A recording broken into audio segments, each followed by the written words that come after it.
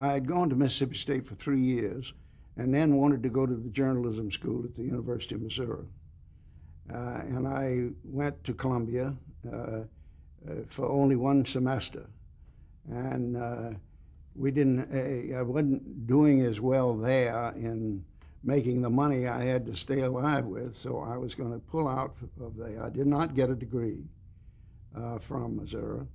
I worked very hard at college. I had a very ordinary record, nothing to write home about, because I had 3 jobs at one time at Mississippi State, and it's a little difficult to do very much studying. But I went, stayed out of college, intended to stay out a year, make some money, and then go back and finish. And then along came 1939 with the draft.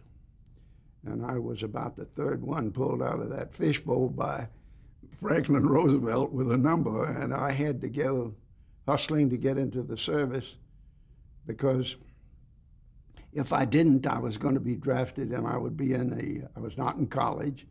That couldn't help me.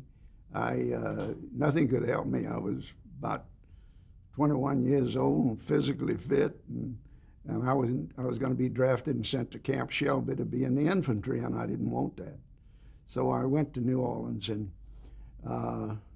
toured the Navy availability recruiting prospects.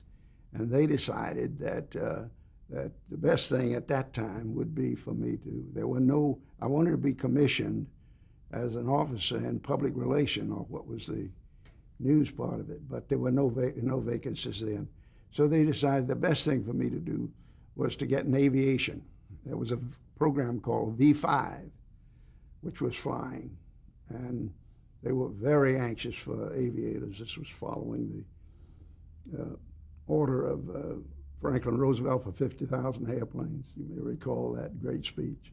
So what did you finally fly, F-4Fs?